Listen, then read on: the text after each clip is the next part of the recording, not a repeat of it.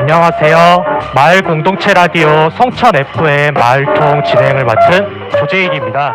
올해는 전 세계를 공포 상태로 만든 코로나19 때문에 일상생활도 많이 변했는데요.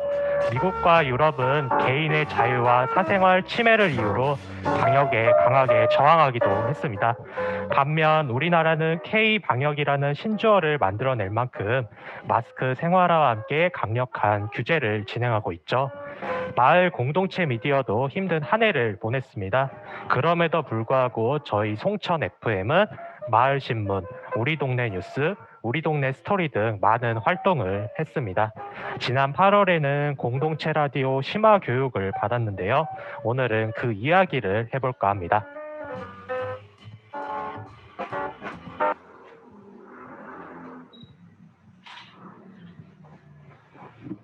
여러분은 지금 송천 FM 마을통과 전주 시민미디어센터 영심이와 함께하고 계십니다.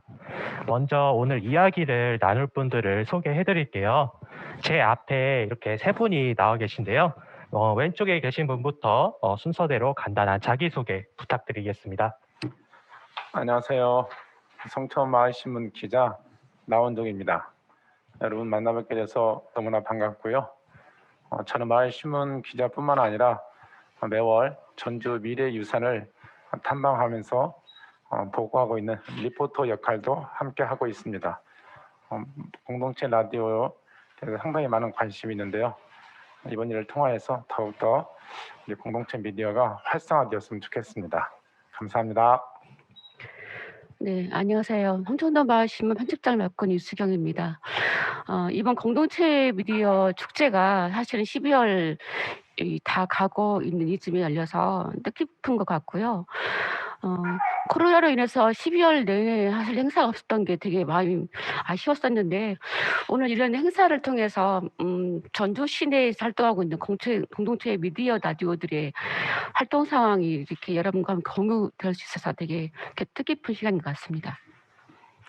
예, 안녕하세요. 저는 송천 FM 방송에 첫 데뷔하는 송천동 신년지기 김은미입니다. 네, 만나서 반갑습니다. 오늘 저희가 준비한 주제는 크게 세 가지인데요. 첫 번째로 이야기할 주제는 내가 공동체 라디오 교육에 참여하게 된 계기입니다. 아까 그러면은 인사하신 순서대로 먼저 이야기를 해볼까요? 네, 제가 이 공동체 미디어, 공동체 라디오 활동에 관심을 갖게 된 이유는 우리 송천마을 신문 기자님들이 상당히 열정적으로 살고 있어요. 마을 신문을 매달 3,000부씩 돌리고 있는데 그런 기사를 찾는 것도 상당히 바쁨에도 불구하고 또 다른 영역인 이 공동체 라디오에 대한 열정이 상당했었습니다. 늦은 밤에 공동체 라디오 심화 교육을 받으면서 더욱더 이 공동체에 대한 애정과 또 다양한 미디어, 신문을 넘어서 또 유튜브나 SNS를 넘어서 이제는 라디오를 통해서 좀 더 주민들을 가까이 하고 많은 사람들을 접할 수 있고 또 소통할 수 있는 그런 계기가 열리는 것 같아서 다소 좀 따뜻한 시간이지만 시간을 내서 공동체 라디오에 활성화하는데 좀 도움이 됐으면 좋겠다. 그런 마음으로 이 일을 시작하게 되었습니다.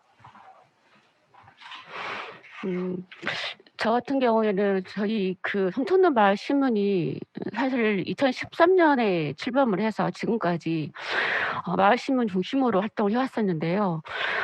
지난해 사실 2년 전에 저희가 처음으로 그 팟캐스트 교육을 받았거든요. 근데 그 이후에 어떤 장비적인 제한이나 또 공간의 문제로 인해서 활동을 못 하고 있다가 작년에 다시 한번 교육을 받았고 또 올 여름에는 그 심화 교육 과정을 밟아서 작년에 오픈 스튜디오와 함께 그 연결고리로 올해는 심화 교육을 진행했습니다.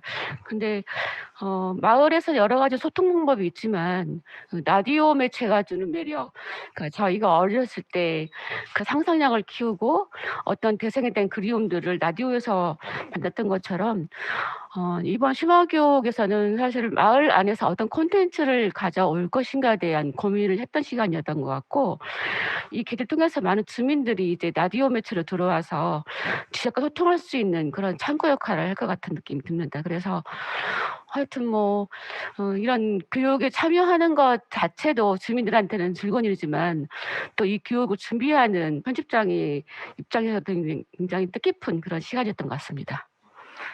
예, 저는 모든 게 다 처음인데요. 사실 이 교육에 참여하게 된 이유도 굉장히 단순합니다. 운전하며 지나다니는 송천길에서 현수막을 봤어요. 거기에서 이제 공동체 라디오 교육이 있다는 것을 알게 되었는데, 저는 이제 어린 시절, 유년 시절부터 텔레비전보다는 라디오를 먼저 접했고, 또 라디오 DJ와 함께 소녀시대를 보냈던 세대입니다. 그래서 라디오 프로그램을 직접 제작하고 진행도 할 수 있다, 이런 말들이 이제 혹해서 공동체 라디오 교육에 참여하게 되었습니다. 네, 세 분께 라디오 교육에 참여하게 된 이유에 대해서 들어봤는데요.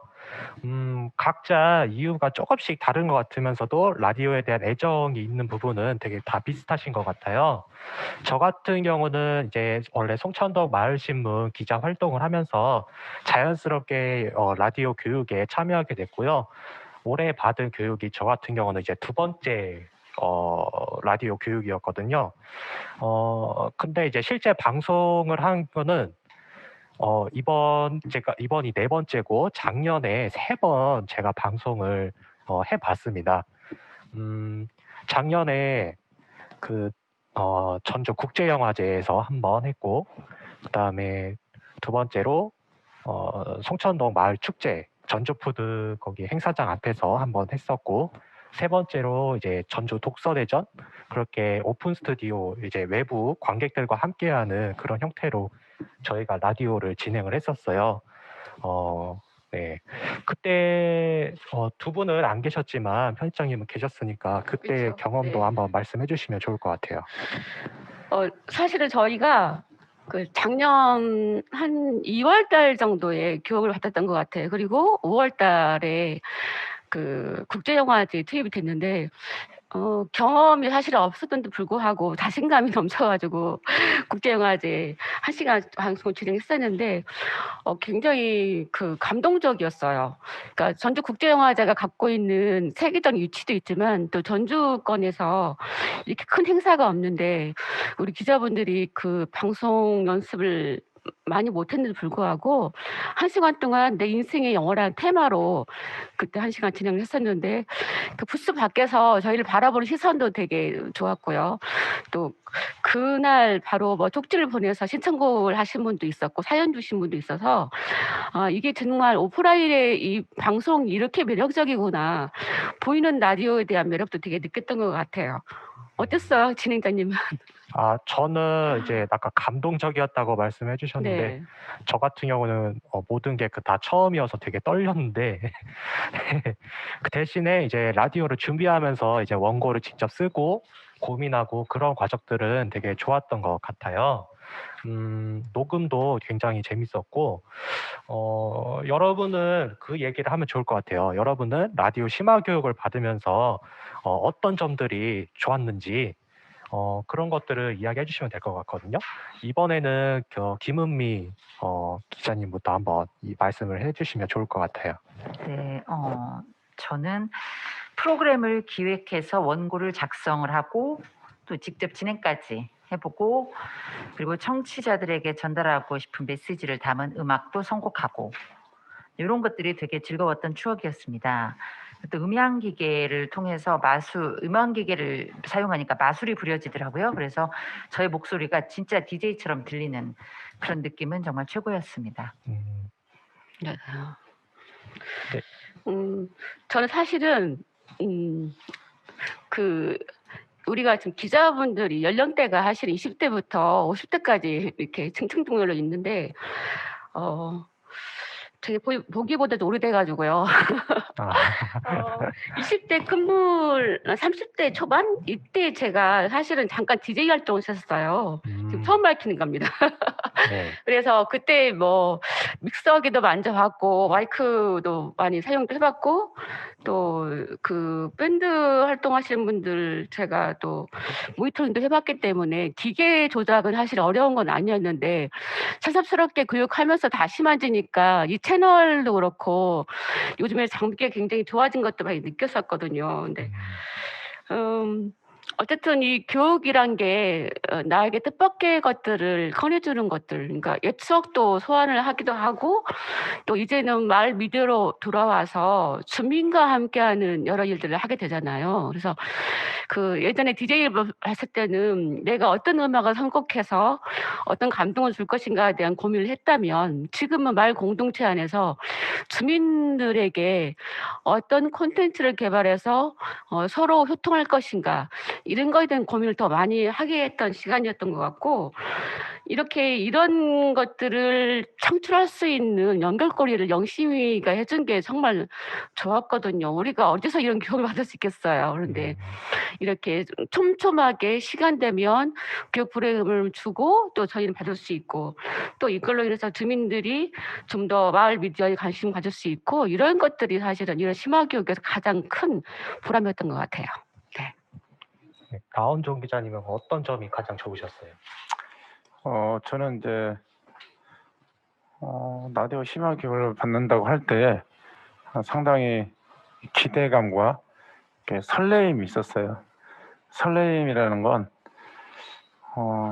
라디오 하면 저한테 떠올랐던 건 뭐였냐면 어린 시절 그 기나긴 겨울밤에 방에서 나하고 친구가 될 수 있었던 것은 그 방구석에 있었던 라디오였어요. 그 당시에는 마을 동네에 TV가 거의 없었어요. 한 50가구 살았는데 네. TV가 한 가구밖에 없었어요. 그래가지고 그 TV를 보려면 마을 사람들이 그 집에 가서 일을 해줘야 됐었어요. 일을 해주고 수고한 대가로 TV를 좀 볼 때가 있었죠. 그때 TV가 이제 마징가 제트 그때 나올 때 있었는데 그래서 대부분의 사람들은 TV보다 한 겨울을 기나긴 시간을 보내는 것은 거의 대부분 라디오였어요. 그 라디오에서 나오는 뭐 배철수의 노래, DJ 배철수의 뭐 정태철, 박원옥의 노래들 다 라디오를 통해서 들었거든요. 그래서 저는 그 라디오 하면은 시골 마을에서 내가 어린 시절 보냈던 그 아날로그적 감성이 떠올라요. 상당히 그때 손편지를 쓰던 그런 시절에 그런 어릴 적 추억들이 참 많이 떠오르고 다시 옛날로 돌아가는 것 같지만 그러나 삶의 질이 떨어지지 않는 그런 매개체다라는 생각이 참 들었어요. 그리고 지금 오늘날 한국 교육이 말하고 쓰는 교육으로 가고 있거든요.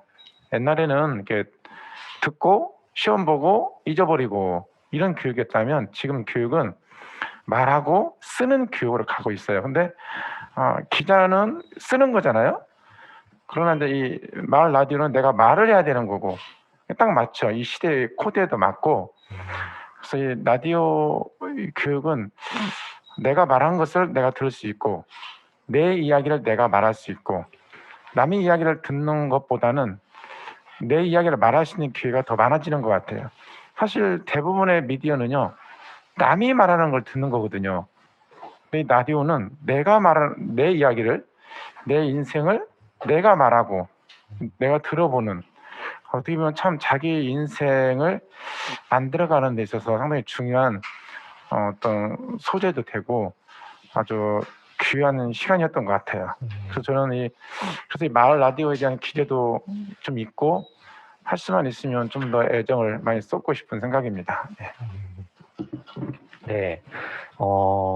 라디오 교육을 받으면서 좋았던 점을 이렇게 들어보고 지금 그 교육을 통해서 저희가 이렇게 라디오도 진행을 하고 있는데 나원준 기자님 말씀을 하신 것처럼 라디오만이 가지고 있는 매력이 있는 것 같아요. 저거는 라디오 세대가 아니거든요. 어렸을 때 라디오를 들으면서 자란 세대가 아닌데, 그러면 여기 다른 두 분은 라디오와 관련된 그런 재미있는 추억이나 에피소드 이런 것들이 있다면 말씀을 해주시면 좋을 것 같아요. 김은미님은 어렸을 때 어땠어요? 라디오 들었던 세대이죠? 네, 라디오 들었죠. 많이 들었죠. 음악도 듣고 뭐 이렇게 이 얘기를 하면 아마 제 나이가 다 뽀록 나게 돼 있어요. 그 이종환의 네. 이종환의 그대? 밤을 잊은 그대에게가 이종환이죠. 그렇죠, 맞아요. 예, 이종환 DJ가 언젠가부터는 공개 방송을 일주일에 한 번인가 했던 것 같아요. 그때 이제 말 해가지고 이문세 씨 그 말이라고 별명이 붙은 나와가지고 둘이 이제 토크를 하는데 너무 입담들이 재밌잖아요. 그쵸? 즐거워가지고 그 얘기 그걸 아마 일요일 날 했던 것 같아요. 그때 이렇게 공개 방송을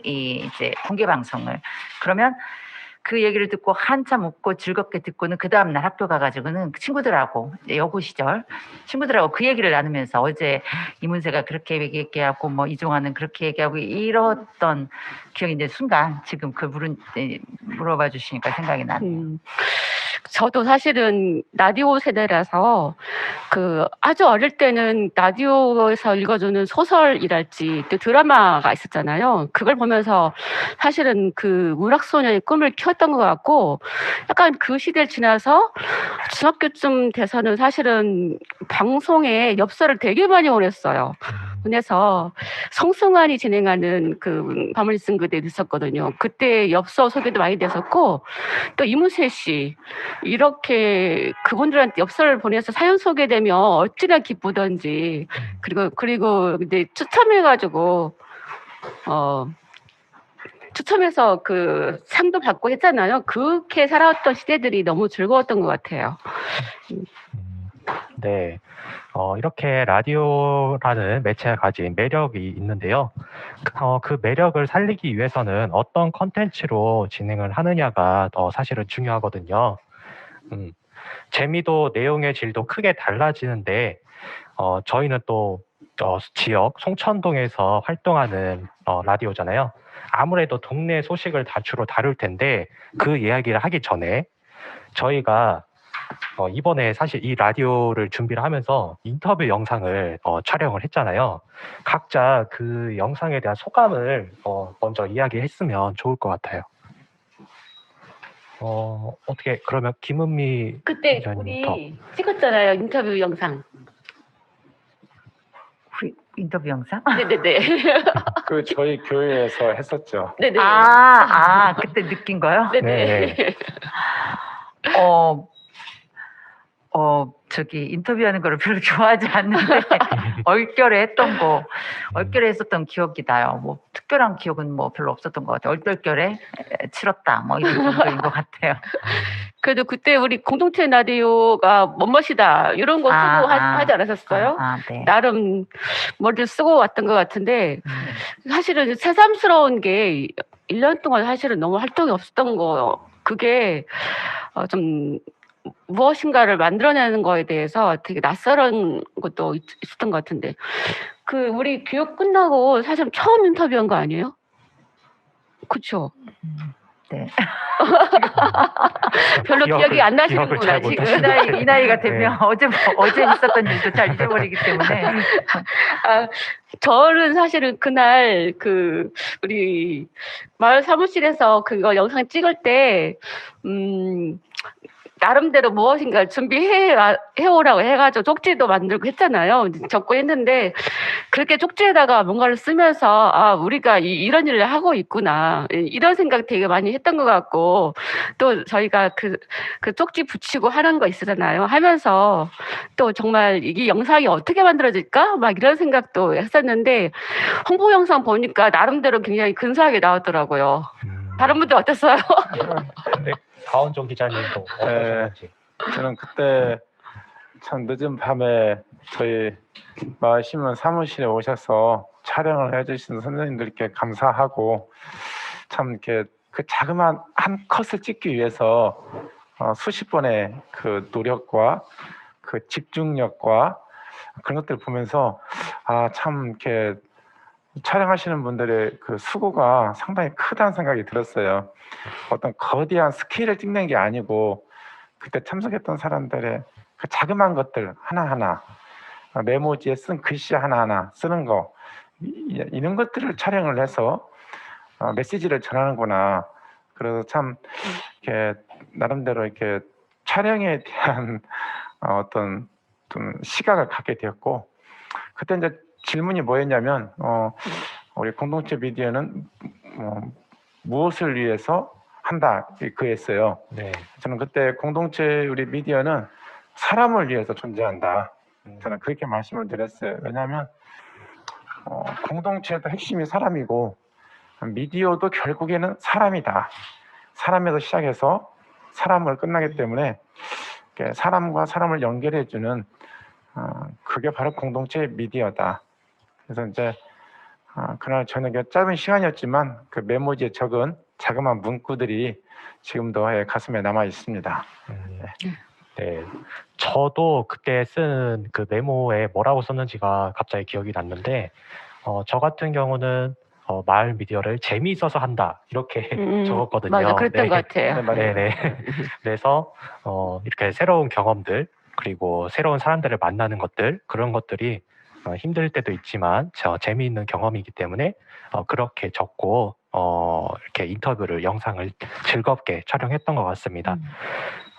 자 그러면은 저희 다시 원래 준비한 내용으로 돌아와서 네, 저희 송천동에 여러 이제 이야기거리들 있잖아요. 그런 것들을 라디오에 담아낼 수 있는 어떤 라디오 콘텐츠가 숨어 있는지도 얘기해 보면 좋을 것 같아요. 이번에는 유수경 편집장님 먼저 이야기해 주시면 좋을 것 같아요. 사실은 그 송천동이 전주시에서 두 번째로 인구가 많은 곳이에요. 그러니까 현재 뭐 통계로 보면 88,000 정도 되는데 에코시티 2단지가 이제 완성되면 거의 10만이 육박할 건데, 그럼 그 구도심과 신도심이 이렇게 결합하는 상태인데요. 이 88,000의 인구가 사는 이 송천동에 어떤 콘텐츠가 있을까 하는 고민을 많이 하게 되는데, 저희 마을신문이 8년이 됐으니까 그동안에 어마어마한 콘텐츠를 개발해서 마을신문에 실었다는 얘기죠. 그런데 그중에 이제 마을신문을 돌이켜보면은 거의 뭐 60% 정도가 지역의 의지였던 것 같아요. 그러니까 젊은 세대부터 약간 노년층까지 사는 세대가 많이 비중이 있고, 특히나 30, 40대 인구가 되게 많이 있다는 곳이 송천동이에요. 그리고 또 아이들도 굉장히 많이 살고 있고, 그래서 이렇게 변화하는 세대에 많이 민감한 세대가 많이 살고 있고, 그리고 젊은 세대의 뭐 어떤 욕구도 되게 많이 있고, 또 나이 든 세대는 그 나름의 어떤 이 송천동의 변화를 많이 겪고 있는 세대가 복합적으로 섞여 있기 때문에 이 사람들이 원하는 콘텐츠는 도대체 무엇일까 대한 고민을 되게 많이 했던 것 같고, 그중에서 도시화된 마을 미디어 쪽은 사실은 소소한 얘기보다는 큰 의제 중심으로 많이 돌아가잖아요. 그래서 60% 정도가 지역에서 일어나고 있는 크고 작은 사건들을 많이 다뤘던 것 같고, 또 지역이 어떻게 발전해 갈 것인가 는 모델을 많이 제시했던 것 같아요. 그중에 하나로 뭐 돌이켜보자면, 저희가 큰 의제로 보자면 변전소 문제도 많이 저희가 취재를 했던 것 같고, 또 도로교통 문제도 취재했고, 또 아이들의 어떤 교통안전 문제도 굉장히 큰 의제를 다뤘던 것 같은데, 앞으로도 사실은 뭐 에코시티 문제도 다뤄오지 않았던 게 아니었어요. 근데 요즘에 에코시티가 집값 문제로 전국적으로 가장 큰 이슈가 되고 있는데, 어찌 보면 마을신문이 주민들의 가려운 구석들을 긁어줘야 하는 대한 언론의 기능을 해야 하는데, 그런 것들이 이제 홍천동에서 개발해야 할 콘텐츠가 아닐까 생각을 좀 해봅니다. 네, 그러면 나은종 기자님은 어떤 콘텐츠를 했으면 좋겠나요? 오늘의 아침이 어제의 아침이 아니듯이 송천동은 나날이 발전하고 있어요. 네. 그렇다면 어떤 관점에서 보느냐에 따라서 콘텐츠는 저는 무궁무진하다고 보고 있거든요. 그만 편집국장님 말씀하신 마을 의제 중심으로 지금까지 우리가 봐왔는데, 콘텐츠란 개념을 어떤 의제 중심에 국한하기보다는 진짜 콘텐츠는 사실 사람이거든요. 그게 무슨 말이냐면은 그 사람은 다 다르잖아요. 똑같은 이야기를 하고 있지만 사람이 다르기 때문에 그건 다른 이야기거든요. 그런 관점에서 보면 어떻게 보면 88,000개의 콘텐츠가 있다고 해도 과언이 아니고요. 한 사람에게 나오는 콘텐츠가 또 더 많거든요. 그렇기 때문에 제 생각에는 우리 라디오가 존재하는 한 콘텐츠로 인한 문제는 저는 크게 없을 것 같고요. 단지 이 보는 시각이 어떠하냐에 따라서 얼마든지 발견할 수 있다고 봐요. 그러니까 상담학자들이 그런 말을 하거든요. 한 사람을 알아가는 일은 저 광활한 우주를 파헤치는 것보다 더 신비하다고 그래요. 그만큼 이 한 사람에 관한 이야기는 무궁무진하거든요. 신비하거든요. 근데 그런 사람이 88,000명 있어요. 그 말은 이 마을은 단순한 타운, 촌락 이런 개념이 아니고 이 마을은 우주라는 생각을 하면 이 마을 안에는 어마어마한 콘텐츠가 있다고 저는 생각을 해요. 똑같은 거리를 걷고 있는데도 생각이 다르고 어제 봤던 건물인데 오늘은 또 달라요. 이런 것들을 우리가 새롭게 바라보면 콘텐츠는 종교, 예술, 문화, 교육 모든 분야에서 다 끄집어낼 수가 있다고 봅니다. 그러나 이제 저는 좀 이 콘텐츠가 중심이 어떤 자연이나 어떤 정책이나 그런 것도 다뤄야 되겠지만 궁극적으로는 사람 위주로 가야 한다고 봐야 돼요. 사람. 특히 이제 우리 송천동은 이제 송천 도서관이 있는데 송천 도서관도 자녀 교육 특화로 전문화된 도서관이거든요. 그만큼 자녀들이 살기 좋은 데가 송천동이에요. 그리고 저출산 시대에 그 대부분 아기를 낳지 않잖아요. 근데 송천동만큼은 세 자녀가 그렇게 많아요. 그만큼 송천동의 미래도 밝고요. 또 사람만 많은 줄 알았더니 또 우리 동네를 아우르고 있는 환경 조건도 상당히 주제가 많아요. 예를 들어서 구석기 사근리 유적지가 또 발견됐었죠. 우리 송천동에. 지금까지 전주시에는 청동기 시대 그 유적지가 발견됐어도 구석기 시대의 사근 유적지는 발견된 게 거의 없어요. 그만큼 이 송천동은 현대와 고대가 아우러지는 아주 좀 신비한 도시예요. 뿐만 아니라 또 저는 개인적으로 이제 우리 전주의 아마존이라고 불리는데 그 오성제 생태공원이 있거든요. 봄, 여름, 가을, 겨울 시시각각 변하는 그 모습 속에서 정말 그 자연의 아름다움을 끄집어낸다는 건 너무나 많은 콘텐츠들이 있어요. 그 안에 있는 식물들, 동물들, 또 생태 숲 이야기, 편백나무 숲, 또 그 후백제 수도에 관한 이야기. 하여튼 이게 거리를 걷다 보면 온갖 이야기들이 많아요. 거리에도 이름이 있고. 그래서 상당히 제 생각할 때는 저는 콘텐츠로 인해서 걱정이 안 들어요, 전혀. 그러니까 나원중 기자님은 콘텐츠가 다양하다는 그런 얘기를 지금 계속 하고 계시는 네. 거잖아요. 네. 김건미 우리 주민께서는 어떻게 느끼세요? 저는 지금 나원종 기자님 말씀 들으면서 조금 생각이 다른 거를 준비를 한 것 같아요. 근데 아마 이 송천 FM을 바라보는 시각이 달라서 그런 것 같아요. 저는 사실 이 질문을 들으면서 콘텐츠가 많을 것 같은데 또 없을 것 같다라고 생각을 했어요. 그래서 참 어렵더라고요. 사실 얼마 전부터 점점 미디어 홍수 시대로 되어가고 있다는 사실 누구도 부정할 수는 없잖아요. 좋은 내용의 1인 방송도 정말 많고요. 그래서 그 좋은 것들을 다 챙겨 듣기에도 사실 시간이 부족한데 새로운 라디오 프로그램을 방송을 한다는 것이 호응을 얻기 쉬울까? 얻을 수 있을까? 뭐 이런 염려가 살짝 듭니다. 그러면 보통 본인은 어떤 라디오를 많이 들으세요? 저요? 예, 예. 근데 저요? 그래도 콘텐츠 준비한 거 있는데 그거 말씀드리면 안 돼요? 나름 한 가지 개발해가지고 왔습니다. 네. 그러나 이제 송천 마을 공동체 라디오라면 송천 주민에 의한 송천 주민을 위한 송천 주민의 라디오를 만들 수도 있겠다 싶어요. 이제 그런 의미에서 제가 요즘 걷는 것에 취미를 붙였거든요. 이건 건강에도 좋고 또 여기저기 걸으면서 구경도 하고 네. 건강과 재미를 함께 얻을 수 있는 아주 유익한 취미라고 생각이 됩니다. 그런데 재미있게 걷는 장소로 좋은 곳이 자기가 살고 있는 마을일 수도 있을 것 같아요. 그래서 꽤 오래전부터 사실 도시 걷기가 트렌드였잖아요. 서울도 아마 그런 운동이 오래전부터 있었던 것 같은데 네. 우리는 이제 송천동 마을 걷기라는 주제로 마을 이곳저곳을 소개를 하면서 걷기 코스도 개발도 하고 정비도 하고 이제 그러면 어떨까 생각을 해봤습니다.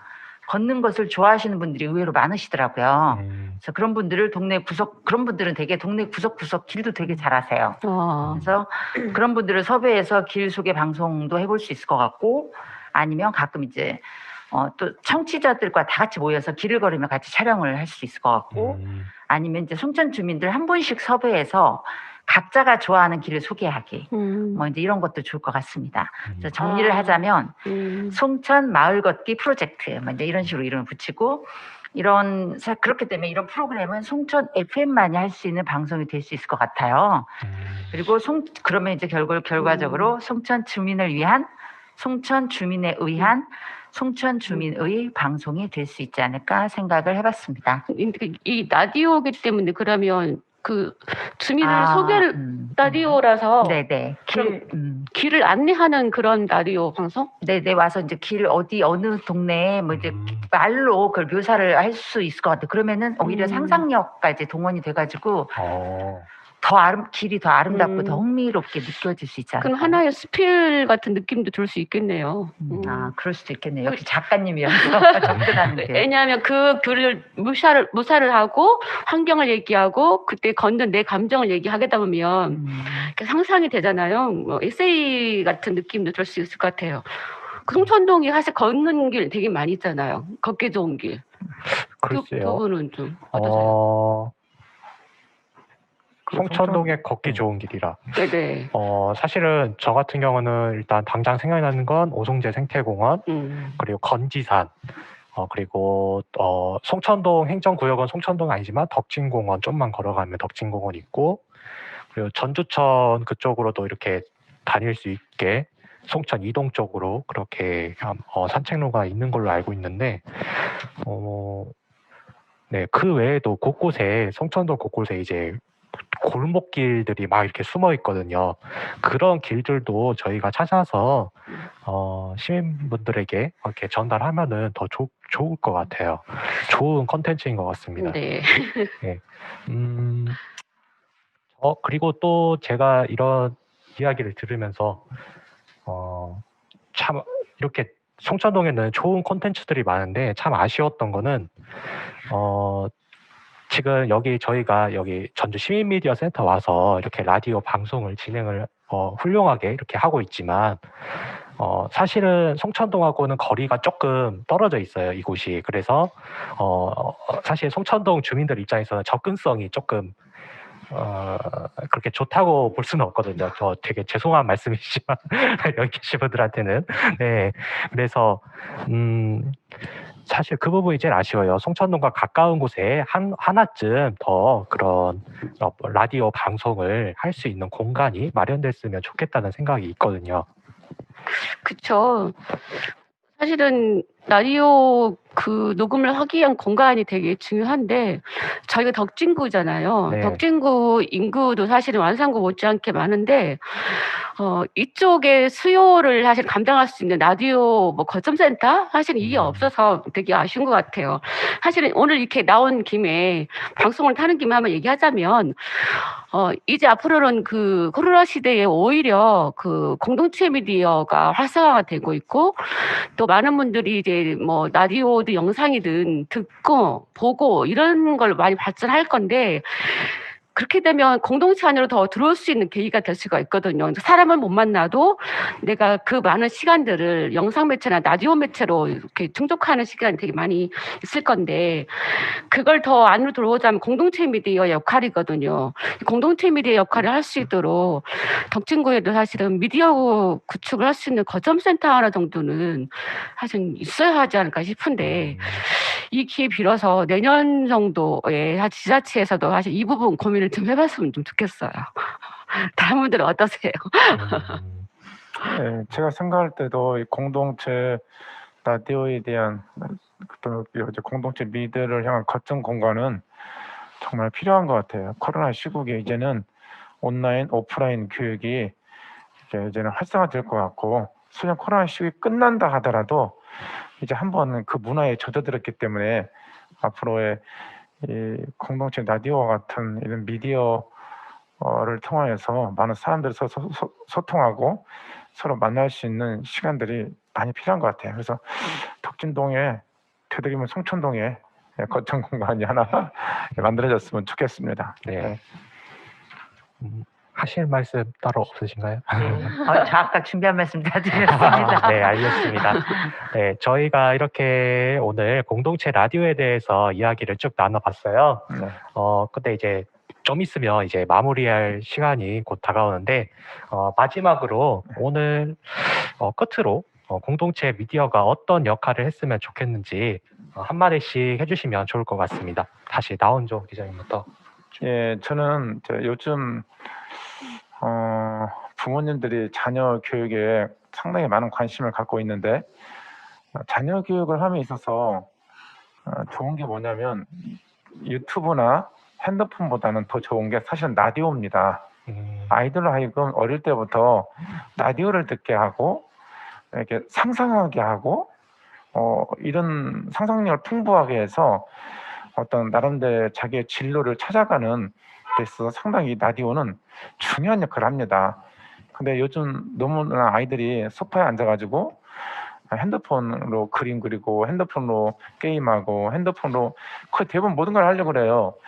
그런 걸 볼 때 핸드폰이나 유튜브나 어떤 그런 것보다 이 공동체 거점 공간에 와가지고 미디어 공간에 와가지고 자기의 이야기를 말해보고 또 집에 있을 때는 라디오를 들어보고 그리고 그런 어떤 인프라가 구축이 된다면 우리 지역의 학생들 나름대로 자기만의 스토리를 써가면서 자기 인생을 펼칠 수 있는 그런 기회가 오지 않을까 그런 생각이 들어요. 결코 아날로그적인 삶은 결코 삶의 질을 떨어뜨리지 않는다는 거. 오히려 더 어린아이부터 노년이기까지 전부 다 감각들을 다 깨어나게 하고 오히려 더 신선한 문화로 잡을 거라는 생각이 듭니다. 네. 네. 김은미 기자님부터. 그럴까요? 네. 먼저 하세요. 네. 저는 이 질문도 사실 되게 어려웠어요. 근데 계속 나원종 기자님께서 말씀하셨던 게 마을 공동체 미디어를 사람으로 말씀을 많이 하셨잖아요. 근데 이 부분에 대해서는 저도 이제 그런 생각을 좀 해봤습니다. 그래서 사실 현실적으로 이웃 사촌이라는 개념이 점점 없어지는 것 같아요. 일상생활에서 느껴지는 희노애락을 사실 바로바로 나눌 수 있는 사람들이 이웃 사촌인데, 그래서 멀리 사는 친인척보다 이웃 사촌이 좋다고들 하잖아요. 이럴 때 가수 오키의 노래 이웃 사촌이 배경음악으로 딱 흘러나오면 좋은데 그런 거는 네. 기대를 못하죠. 아쉽습니다. 네. 이제 그런 이웃 사촌을 만난다면 사실 기쁨은 배가 되고 슬픔은 반으로 줄어들 수 있을 것 같아서 생각만 해도 행복 지수가 높아질 것 같아요. 그래서 마을 공동체 미디어가 이런 역할을 할 수 있지 않을까 싶습니다. 마을을 소개하고 마을에 대한 관심을 높여주고 이웃들 이야기를 들려주며 이웃에 대한 관심을 높여주고, 그럼 이제 사람 옆에는 사실 사람이 있어야 행복한 것 같아요. 아까 라운종 기자님도 말씀하신 것처럼. 그래서 마을 공동체 미디어가 이웃 사람들끼리 서로 옆자리를 내어줄 수 있도록 만들어준다면 마을 사람들의 행복 지수가 더 높아질 수 있을 것 같습니다. 네, 마지막으로 네. 정리해 주시죠. 지금 마을 공동체 미디어는 전국적으로 여러 채널이 지금 가동되고 있고, 또 서울 같은 경우, 서울 경기 지역 같은 경우에는 이제 지역 채널이 실제로 운영이 되고 있어요. 그래서 전 지금 올해 그 행안부에서 10개 채널을 다시 주신다고 해가지고 전주도 지금 지원을 한 상태이거든요. 그래서 결과가 내년쯤 날 것 같은데, 이렇게 공동체 이 라디오나 미디어 역할에 대해서 국가 차원에서도 굉장히 중요시 여기고 있고, 또 지자체 차원에서도 사실은 어떻게 지원할 것인가는 고민을 많이 하고 있습니다. 이런 상태 보면 전북도 공동체 라디오나 공동체 미디어가 결코 뒤처지지 않고 오히려 선두주자에 속하고 있거든요. 그렇게 치자면 이제 공동체 그 라디오가 전북 14개 시군에서 어떻게 작동할 것인가에 대한 것은 다 숙제로 남아있기도 하고 이것들에 대한 지원이나 어떤 조례에 의한 지원들, 또 공간의 문제들, 인력의 양성 문제들 이런 것들은 하나의 숙제로 남아있긴 해요. 그럼에도 불구하고 이 시대에 있어서 공동체 미디어의 역할은 기존의 기성의 공영방송이나 기타의 케이블 TV 못지않게 큰 역할을 할 거라고 믿고 있습니다. 그래서 저희 홍천동에 있는 그 마을 미디어도 사실은 홍천동에 국한할 게 아니고 이게 만약 채널이 제대로 작동한다면 전국적으로도 사실은 지역의 뉴스를 생산해내는 하나의 창구로 지속될 거라고 그렇게 믿고 있습니다. 네, 세 분 말씀 잘 들었습니다.